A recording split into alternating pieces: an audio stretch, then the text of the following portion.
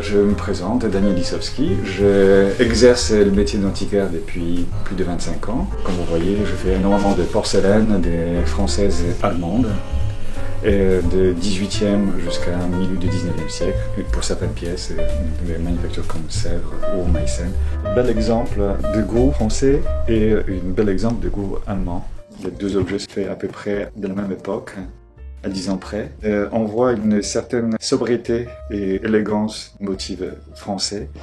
Et on voit cette exubérance, une prouesse aussi technique des finitions qui correspond à la production allemande.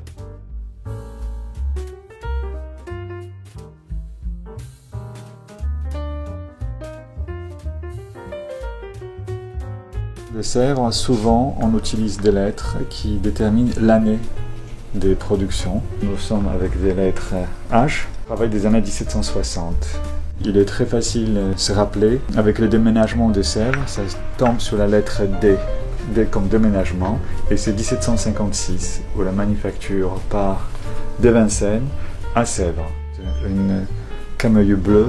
Ça paraît tout simple, mais c'est très difficile de donner du relief juste avec une seule couleur. Il faut vraiment travailler sur les aplats et l'épaisseur des pétales pour le donner du relief.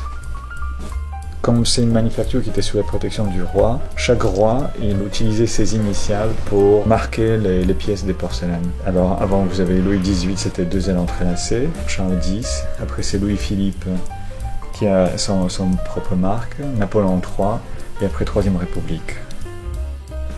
Et là, vous avez une boîte en porcelaine de Sèvres blanche avec une très riche et belle décoration en or. Et ça, c'est le travail des années 30. Le fameux bleu de Sèvres, le bleu nuagé, qui a énormément de succès en 1902.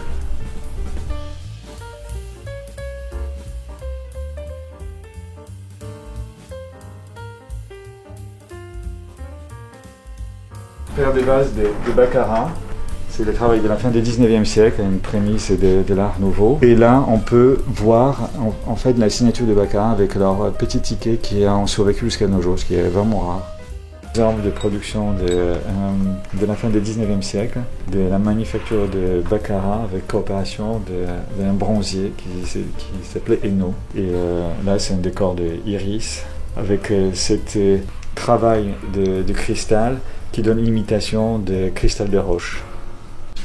C'est fabuleux, c'est en argent massif des années 30. Travail de l'orfèvre de Cardeillac.